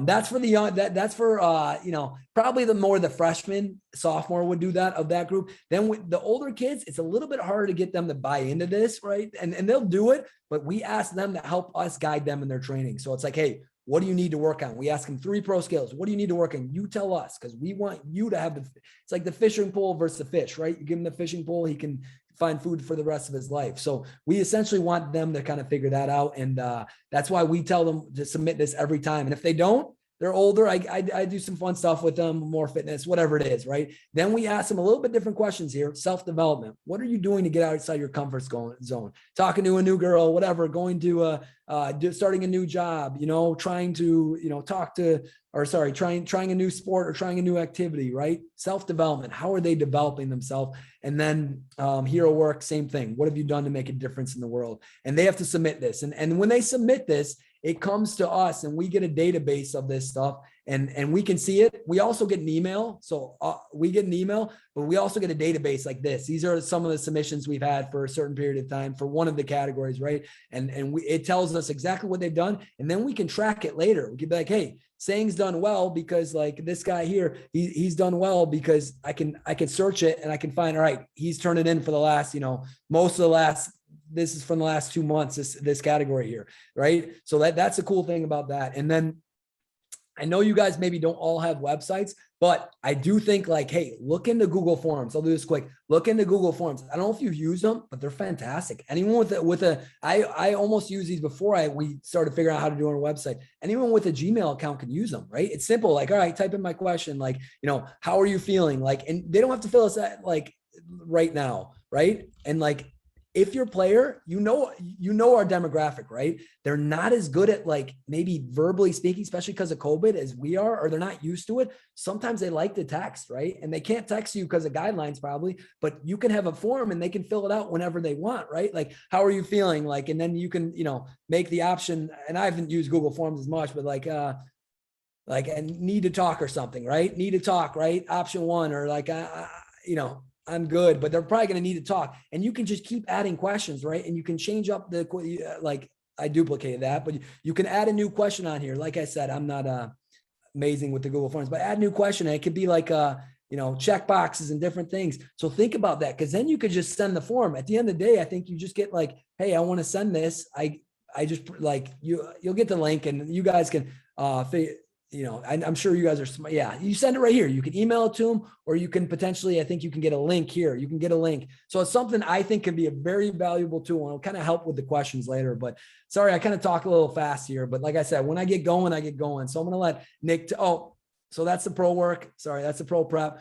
We are working on time management as well. So essentially what I do here is I create a sheet. I create a sheet for one of my players. And I kind of put these, we had a conversation. We had a mentorship conversation. We said he needed to work on time management. So we created this for him. I created it. It's an Excel. I think it's awesome. I can access this and he can access this. If you have an Excel Micro 365 membership, he can tell me where he's spending time and we can look at it later. And you'll see sometimes like, hey, I check in every week. I checked in, and he does this for a long time. I'll check in and I'll tell him like, hey, you're doing good. Like, you're spending a lot of time in this and this and this. His totals are down here, but it's something you'd have to learn to Excel. If you're interested in this form, I can send you the basic one I have here. If you have players that you think are struggling with time management, and you can kind of help them out there. So so that, and we're also thinking about doing player goal setting. And that's going to be very important. We've done it with sheets, but we're thinking about doing it online. That's personally, and as a team, that's really important. And we're going to get into that in some of the questions here, because I've seen some of your fantastic questions. So sorry if I rambled. I'm sorry about that, guys. I get going. So Nick, I'll kind of let you go here. Well, thank you, Kyle, so much. A lot of great information was shared. Like you said, we'll get into questions. I first got to start by saying you are a man of many hairstyles, is what we could tell from those pictures. I forgot about that. You forgot to see the beard, man. I got a beard like down to here one time. It was crazy. I was like man bun and the beard, but I was in Sweden. So like, hey, let's go Viking, right? Let's do it. So we're going to start with John Sullivan. He asked, how do you maintain a high level of motivation for players, especially when you think about late in the season? That's a fantastic question, John. I mean, all these questions were really good. I'm like, wow, these guys are high level leaders. But so that one right there, that for me, it's like, you can't do it then. Then it's too late. I think if you ask that question, like you're at the end of the season, now you're asking the question like, all right, how do I do it now? Well, can you do it? Yes. But can you do it at like, you're going to get diminished marginal returns. Whereas if you did the goal setting that we talked about in the beginning of the season, you're going to have a lot more success, right? Because if you set realistic goals, and sometimes I think you need to have one goal setting sheet session in the beginning of the season, and then one maybe midway through the season, because you have to reevaluate. But if you can do that, I think that's really going to help you out, because then you have your goals and it's like, all right, we need to work towards these goals. And if the problem is, I think some people, and they don't manage expectations. And some people are like, all right, our goal is to win a state championship. If we know they're like an average team, then you get to that point where you're like, all right, we're 50-50 and we're halfway through the season now that we're losing the players. But if you can have realistic goals and reevaluate those goals, then you can keep them on point and keep them motivated, right? I think that's important. And then part two of that is if you can do not only, individual goals, but maybe use those Google Forms, like we said before. Not only team goals, but use those Google Forms.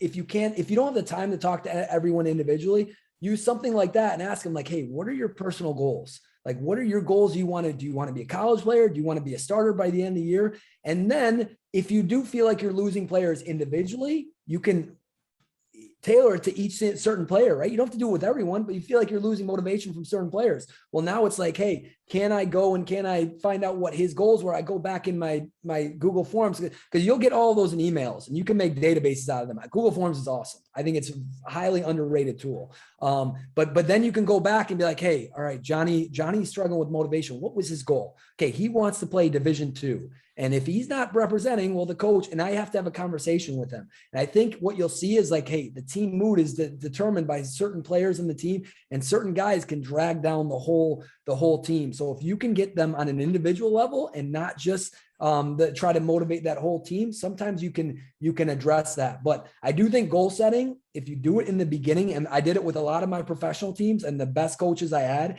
in the preseason, we would do that. We'd take a whole day at least, or we'd go on, sometimes we have trips, we'd go other places. That was what the preseason was about. You may not have that time, but if you do, I think it's more valuable than a practice, right? At that point, you're going to get more out of that than sometimes a practice.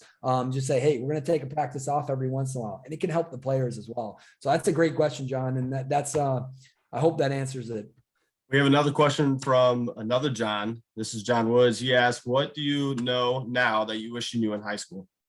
That's a great question, right? A lot. The biggest thing is work smart, right? When I was in high school, I was like, hey, I just want to run around a track as much as I can and be as fit as I can, right? And what we try to teach our players now is like, hey, no, plan things out, work smart, and you're going to have, that's how you instill that growth mindset. So we try to help guide them. That's why we give them the pro work. That's why we show them things to do, is because, you know, my whole life, I don't think on the soccer side, I was truly working smart. And I think I eventually started to learn that. And I think that really changed the player I was and the person I was. And little things when it comes to like nutrition, it's big. Like if these players, like if you need me, I'm a testament. Like I was more fit at the end of my career, maybe than at the beginning, because I ate better. Right. And it's a long story, but I got into it from a friend. And I tell you what, that was one of the biggest saves of my career there. So yeah, work smart was a big thing. Nutrition, also the importance of nutrition. Can't eat McDonald's. Yeah, I'm young. Is my metabolism high?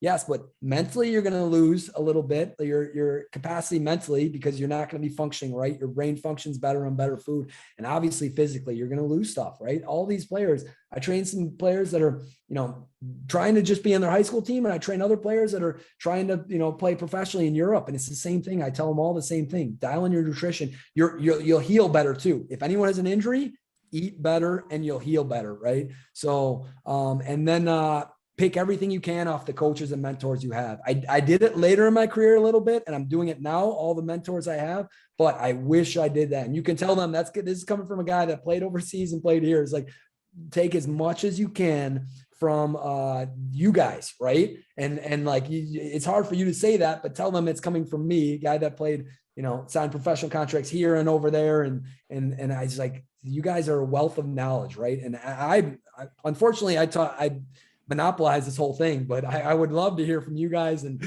get to know you guys a little bit. But I guess that's kind of the structure. So those are the big things: work smart and pick everything you can off coaches and nutrition. Yeah. Thank you, Kyle. Our next one's from Mike Hazen. He asks, has anything changed with your athletes in regards to COVID? Yeah, I think that's a great question. And I think it has. I think at the end of the day, like we all know that, you know, kids were already bad on social media, right? I mean, we have it with our business, but to be honest, like I just started a TikTok account and I was so close, and I don't want to do it, man. I make fun of my players for it, and a lot of my players don't have it, but I was so close, and I'm not making fun of them. I'm just joking around with them. They love it. They're like, oh, Kyle's always going to say something about TikTok, right? Like, but because it's a generation, but I was almost like, do I want to promote this stuff? But I think social media is a good way. It's good for players and to see the good things we're doing. So I did decide to go that route. I'm not sure I'm going to go with TikTok because it makes me want to throw my phone out the window, making them and also looking at them. I don't look at them, right? I'm on and I'm like, I got to get off this thing. But the social media has made it difficult, and they got deeper into that into COVID. So what I think is it's harder to connect with athletes, but that's why I said try the Google Forums, because I think that will work with IHSA guidelines. I don't know those as well as you guys do, but that's a question later a little bit. But use those because like these players, they like to be on their phones more than they like to be talking in person because of COVID. They're more used to it, right? It's not their fault. It's what they've grown into. So can we leverage technology and potentially social media? Can you create, video diaries on YouTube or whatever that's privately listed for your players? You can do that, or unlisted. You have to send them the link. That's the easier way to do it. YouTube videos that no one can see except for the people that you give the link to, right? I think that stuff has made it harder, but there are ways to get around it. They've created bad habits. Like this one player I told you about that wouldn't train on weekends. I mean, he's used to it because of COVID. He hasn't played for it with a team for so long, and he's in a gap year right now. He's like, I don't train on the weekends; those are my rest days. I had to call him like, hey man, in college, what are you gonna do? You want to play in college? What are you gonna do? You're gonna tell them, no, I don't play on weekends, right? I don't play games. I'm gonna train with you guys, but I'm not gonna play games. They're like, no, and he wouldn't have had that maybe if he didn't have that gap year. And I also, this is something I've seen from an external perspective. I feel like it's a little bit harder for team chemistry to create that team chemistry because I don't think they're interacting as well with each other. So that's why it's like, hey, do we have to make more onus on our part to create that leadership? Like we have some groups that before COVID in our program, and granted it's not a full team, some groups that they were really good friends before COVID, and like COVID happened and I don't think they're interacting together. I see it like they're almost like they're not interacting right. And I talked to them like, hey, are you guys okay? And they're like, no, things have been a little bit different like recently. And I'm like, so it's my opportunity to be like, hey, put them on teams together. Like there's like 2 and 2 that are in like, these two are good friends and these two are good friends. Well, can I mix them up? Right. That's a good thing when you have the chance and the opportunity in trainings. Can you see guys that are maybe at odds a little bit? Can you mix them together and make them have to build that teamwork together and build that chemistry? So that's a great question. I think COVID has made things a lot harder for the leaders and the worst part is for the children, for the kids, right? At the end of the day. For the players and so I'm going to combine two people's question here. It's from Ed McCaslin and also Abby Lee. Give us one thing that stood out to you when you were recovering from your ACL injury that was like a positive impact that helped you with that recovery.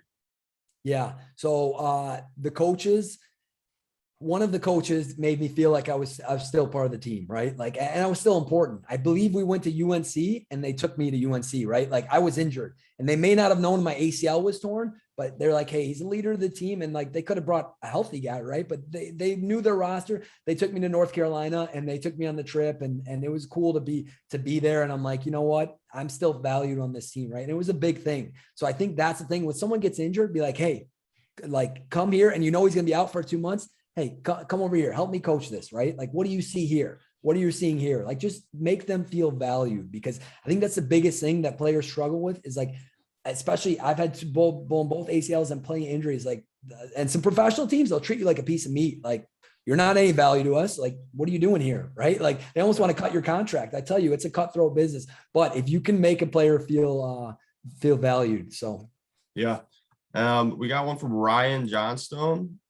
Guessing you were a self-motivated and never settled and always pushing. How did you limit negative effects of your perfectionism? Yeah. And that's a great question. And I tell you what, I am a perfectionist, right? And I have had some OCD things when I was younger because, same with college. I wanted that 4.0, things like this. It was really difficult for me. And you're going to find a lot of players. I find a lot of players now that are like that are perfectionists, right? Like if they don't do something right, they fall apart. And I think that's a really tough one. For me, it was finding the why that I play. And I try to help my players examine that too. Like, why are you playing the game? Are you playing it to have fun? That's great. Like, are you going to have more fun if you're stressing about everything? Or are you going to have more fun if you're enjoying every moment of it? And it's like digging a little deeper with them, right?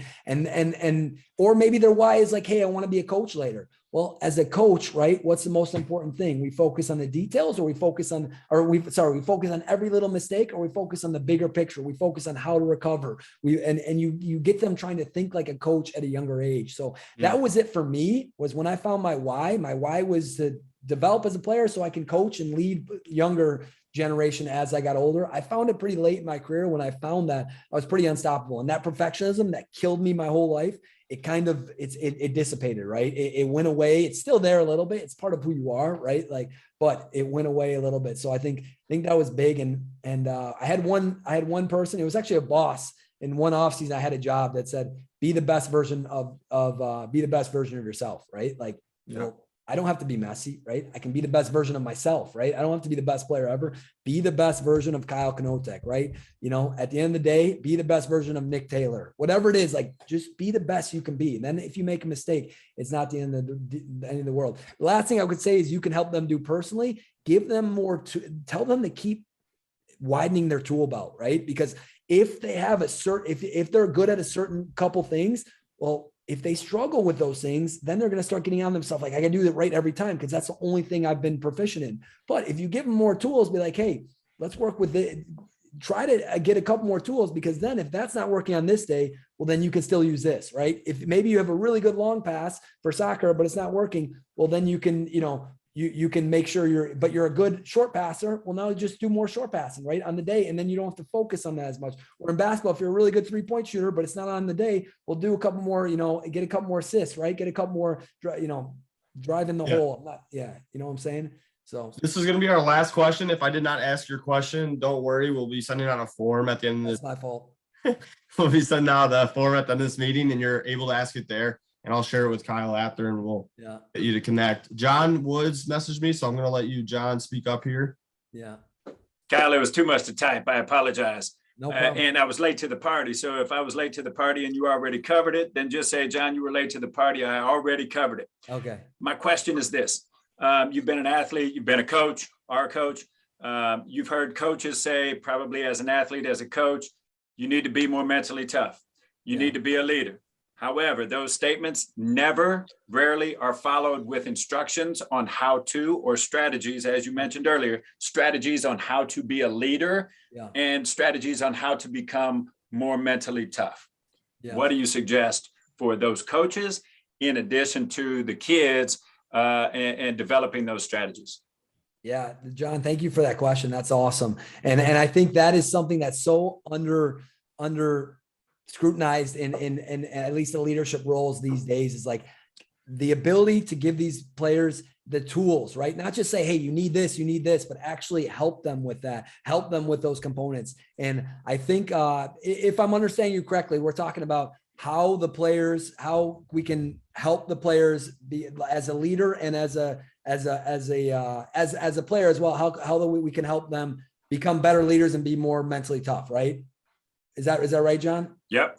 Okay. So what I would say for mental toughness is that's a difficult one, because it's something you want to broach around, because you don't want a player ever feel like they're mentally weak, right? Or like anything like that. But if you have things you can lean on in your background for the internal leaders you have, or that's the best way to do it, and give them examples, right? Because now you're not saying they need to do something different, but if you can relate that to something in your career, whether it was a player, whether it was a person, I tell people stuff about my personal life too, like things that happen, but for the injuries, right? Like mental toughness after an injury. Well, fortunately, I can talk about this. And if you don't have something you can talk about for an injury, well, find a story, right? Like Inky Johnson. If you don't know him, he's a motivational speaker. His story is fantastic. Find their story, find a story out there and share that story. Be a storyteller, right? I think that's the best way for this generation to help them with the mental toughness, is find someone else that, if you don't have a great story, and I'm sure you all do, but if you don't have one that you think is right for them, find a story out there, because, you know, we have the internet. You can Google this stuff. YouTube's awesome. There's some great stories out there. You can even share a video, right? And be like, hey, I want you to have, but look at what he dealt with, right? Very similar to what you're dealing with. Look at how he responded to it, right? So I think that's really important, is like, can we leverage examples and storytelling? And then when it comes to the leadership, That's a great one, John. And we did kind of talk about that a little bit earlier, and I may not have answered it completely, but if you can start, I call it a leadership council. If you can start helping them become better leaders before the moment comes that, they need to be told they're a better leader, things like this, help develop them early. If you see a guy that's a sophomore and you think he's going to be a good a leader now, he's going to be a leader later. Well, maybe he's not a captain, but you're still developing him and developing him. Maybe you don't have all the time in the world, but they're like, hey, I want you to read this book. I want you to not read this book or read this chapter, right? One chapter at a time. Like for me, because I see you becoming a leader. So I think if we can, of course, we don't have unlimited time with everyone, but if we can give them some of the resources we've used and leverage some of the stories we've used, that's going to create a really good growth in them as people. I mean, there's great books like that I've read for leadership that I was like, that I tell my players, I say, hey, this is a great book. I tell the people I work with, right? This is a great book, right? And it's like, it's hard because they're kids and they're in school and stuff like that. But that's why maybe YouTube videos are good, right? There's really good TED Talks and things like this. They have to watch for 10 minutes. And it's like, all right, well, I get the idea now, right? Like Simon Sinek, I don't know if you ever Start With Why. I've read his book as well, but highly recommend it if you haven't seen it. It helps kids understand their why, right? You all obviously very clearly have your why. It seems like, right? If you're here and these great questions, but yeah, I think that's the best answers I have is instead of us trying to demand things from them, almost use our stories or use other people that have the ability to have that impact. Like Inky Johnson was almost a professional guy. His career ended. These guys that are very good, motivational guys that have great stories. So yeah, I'm going to let Nick take over here but thanks for the questions, guys. Thank you again, Kyle. Thank you for that question, John. I'm going to share my screen here. Brad, if you can hear me, this is your time to shine. We'll just kind of work on our chemistry and hopefully I can know when to change the slide. That's going to be the fun time. But again, thank you, Kyle. At the end of our meeting, there'll be an evaluation where you can leave comments for Kyle, and I'll share them with him after. So thank you again. Nick, thank you, man. This is Brad McCaslin. How are you today? I'm doing great, man. And I appreciate living the dream. I appreciate Kyle's talk. What a remarkable career, and I commend you for your purpose, and trying to make a difference and impact in the lives of youth. Us as coaches, our impact just goes so much further than what we ever really understand. Our role is, it's so important. And, if we stay humble and vulnerable, I know that was part of the message, and personal, telling the stories. I think that, when you understand as a coach, and I've been doing this for a long time, almost 30 years, when you start to understand that you can learn as much from them as they can learn from you, and then that makes you a better leader. It just makes a huge difference in the way that you're received by those that that are student athletes for you. And so, man, I tip my cap for the message. And I believe this for a long time, because I've been working with kids for such a long time that, when you make a positive impact in the life of a youth, there's a longer life of goodness that can result from that. And, and one of our key roles as coaches is to develop more leaders. And so, again, I just appreciate the listening in and having the chance. I had to step away a couple of quick times, but I got a vast majority of it. And Kyle, I appreciate it a ton. Thanks so much, Brad. I appreciate the feedback, and all of you guys. I appreciate you guys being along for the ride, but that's fantastic feedback. Thank you, Brad. You bet. So, one of the things that, and we've put up the slide here of what I'm talking about, but I'm coming to you guys from a perspective of being a coach for a long time, mostly at the college football level for 22 years. And I've taken a step back in the last couple. I've got some kids that, Kyle, you'll appreciate that. Although I've been in football for a long time, my daughter is a soccer player at Mississippi State. And so I've been around a lot of those national tournaments that you talked about. I've been chasing her around the country on some of those. So, your game speaks loudly to me as well. But one of the things, and I think it was Coach Woods here at the very end, he was talking about, this challenge and even the word mentally tough, the dynamic of a player and a coach's relationship at its core, it's a challenge because players want to please us as coaches, and we're constantly encouraging them to be strong. You've got to be mentally strong. We're telling them that, and we're pushing them through those difficulties, and we must do that. We've got to stretch, to the edge of their capabilities and then just beyond consistently. And so we're praising that. But then on the flip side, there's so much evidence. And that's how I kind of became connected with this, this conversation through the human HPP and John Underwood and some of the things he's talking about. There's so much evidence about the impact of stress. You were talking about nutrition, sleep, recovery, all of those things and how it impacts performance. And, as coaches, if we as coaches are concerned about performance, then we need to be equally concerned about recovery and sleep and nutrition and hydration and what that does to the brain and what that does to the central nervous system. So, that's not necessarily what I'm trying to accomplish with what you're looking at there with XA score, meaning directly, but it's come to that to a certain extent. So let me explain just a touch more. If you go to the next slide there, Nick. So I started this a couple years ago, almost 2 years now. I was working at the University of Buffalo. I'd stepped away from coaching, but I was still connected to things that were going on in their world. And one of the core things was just attendance. Okay. And so, because when you got 120 football players that have to be at different places in different times, tracking that is a problem. And so I was just trying to solve literally a simple problem that we were having within the program. One thing led to another. I started leaning back on a few other challenges and issues that, throughout my career, got connected with some really smart technical people. And we started kind of building a platform, and one thing led to another. And now we've got something. We're in our third phase, or in the process of creating our third phase of this. We've got a number of programs. I think we're up to 16, 17 that are, our 17th is joining today, multiple sports. College football was our first landing ground, but we've got soccer, we've got basketball, we've got volleyball, lacrosse, swimming, and diving.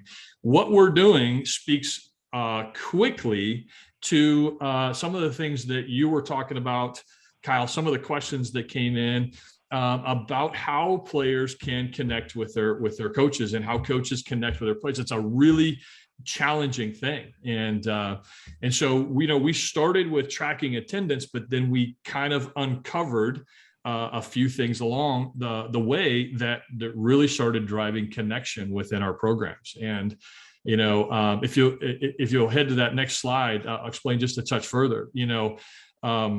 It became imperative to us that with everything that was going on from a mental health standpoint and the mental well-being of our student athletes, that we had a role of trying to find a way to bridge that connection. And it's really hard. I've been an assistant coach. I've been an assistant head coach. I've been a head coach.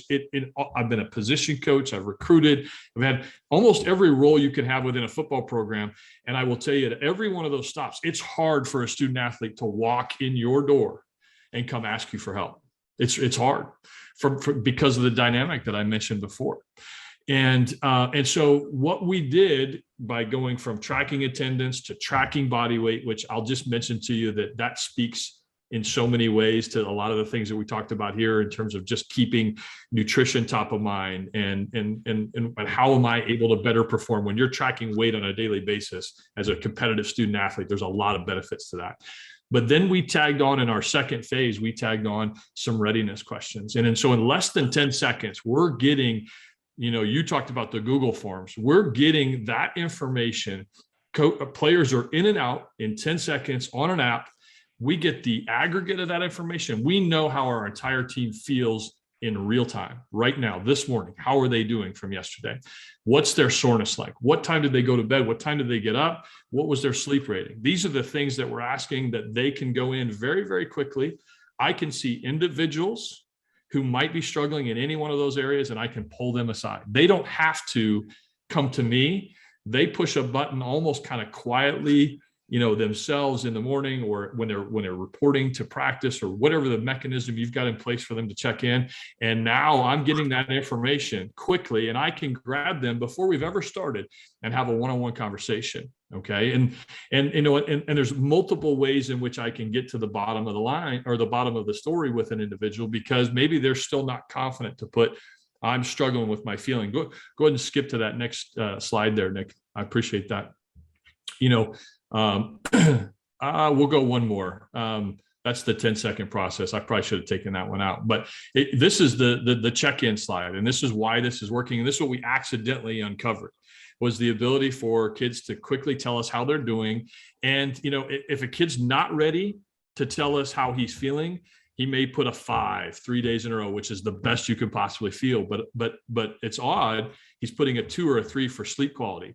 And so you're pulling that athlete aside and you're saying, hey, you know, I saw you haven't been sleeping well the last couple of nights. What's going on? And really there is something going on. He wasn't ready to tell you, isn't feeling well, but there is something underlying in his condition and his situation. So, you know, what we've done by accident is we've created so many more conversations between coaches and athletes, the conversations that you didn't know you needed to have. And we're pinpointing who you should have that conversation with on a daily basis. And that's just what that does. And I think, you know, the core of what we do as coaches is we have to build trust, right? Like, trust is such an important thing. And if I have more directed and more often and more frequent opportunities to have a meaningful conversation with my players, even if they're shorter conversations from time to time, you know, we're going to have an opportunity to build more trust and more connectivity within our program. And that's at the essence. You know, if we're going to build more leaders, it's going to be because they trust what we're doing.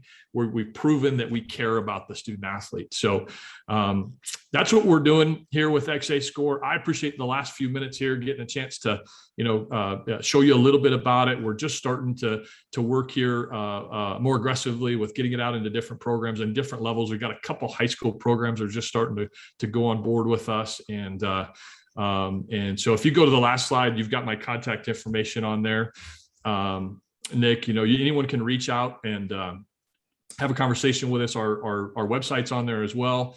And we're the XA is the extra assistant, but we're much more affordable than hiring one more person to come in and help you stay better connected to your student athletes. And you know, and in the end, we're going to make a difference because we're at the core. We're going to do a lot of different things. We're going to help you drive discipline. We're going to help you with the daily habits of your student athletes, but we're also going to help you stay connected better with your student athletes. And that's the brightest star of what we're doing. So I thank Kara for letting me get on with this and have a chance, Nick for passing this on and kind of running that a little bit. I appreciate the time very much. And I wish everyone a wonderful weekend and a holiday. Thank you so much, Brad, for sharing that information. That's awesome. So as we're wrapping up this meeting, I'm going to put a link in the chat. This is just a survey, again, that I mentioned at the beginning to let us know how we're doing as a team, what you like, what you didn't like. If you have any questions that you may have for Kyle that we didn't get to, you can put that in that link as well at the bottom, and we'll be able to kind of give that back to you. Also, again, just to go over the ISB credits or your professional development credits, I will send an email after this meeting.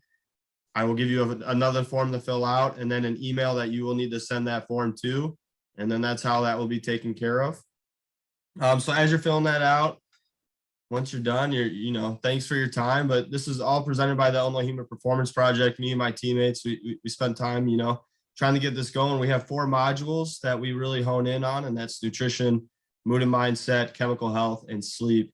And clearly we love leadership. You can see that with today. So we use those tools to basically achieve the same goals that we're all here for and what we were talking about, and optimizing the potential of our student athletes and students in general, and hoping that they achieve that next level and that they're living their best life daily. All of our programming is free. So if you're not already with us, feel free to reach out. Again, on that survey, there is a portion where you're able to leave your contact information, and we will eagerly reach out to you in order to build that relation. So again, thank you so much. If you have any questions, feel free to toss them in the chat to me directly, or you can put them on that form that we sent out. So thank you again.